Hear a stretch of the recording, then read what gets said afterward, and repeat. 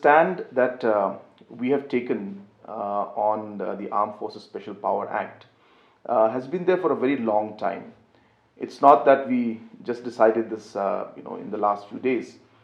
So from our leader, late Mr. P.S. Sangma's time, we have opposed the Armed Forces Special Power Act. So it's been a stand for a very long time. So it's not that we just did it just now. That's number one. Number two, what we need to understand is that we need to look at the larger point.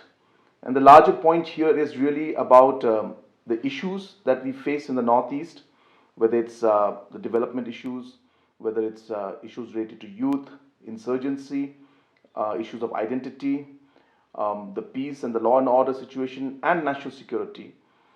And the whole situation of looking at it from the point of view of a stand that one takes.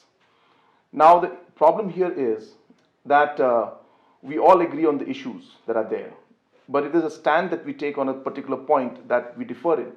For example, now law and order is a problem, but then some people felt that AFSPA, this Armed Forces Special Power Act, is the way to move forward.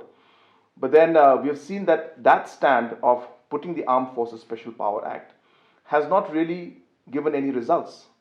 And in the last many years that the Armed Forces Special Power Act has been there, it has only been counterproductive, and there has been more unrest, and have had situations where a lot of precious lives have been lost, and people had to go through a lot of pain and suffering.